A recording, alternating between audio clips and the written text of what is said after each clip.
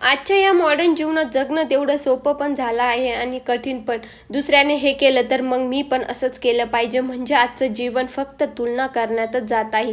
तुलना चांगल्या गोष्टीची करावी, त्याने नेहमीच फायदा होतो. त्याने ₹10 कमावले तर मी ₹100 स्वतःच्या स्वकष्टावर कसे कमवेल हेच बघावे. कष्ट केल्याशिवाय तर काहीच पर्याय नसतो. प्रत्येकाला कष्ट करावे लागतात. जॉब करणारे असो या घर सांभाळणारे, प्रत्येकाच्या जीवनात कष्ट हे येतच. एक मुलगी घर पण सांभाळते आणि जॉब पण करते. ती सकाळी किरणांसोबत उठते. एका हातात झाडू आणि दुसऱ्या हातात ती स्वप्न घेऊन जगते. ऑफिसला वेळेवर पोचते ती.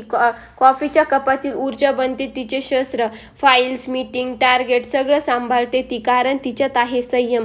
दिवस संपतो पण तिचं कामही संपत नाही. ती पुन्हा घरात आल्यानंतर आई बनते, बायको बनते, पण सर्वात आधी ती राहते एक स्त्री. तिच्या हाताने घर उजळतंय, तिच्या बुद्धीने ऑफिस चमकतंय, तिच्या हसण्यात घरात सुख दडतंय आणि तिच्या धडपडीत भविष्याचं यश घडतंय. तीच खरी प्रेरणा आहे जी दाखवते ती.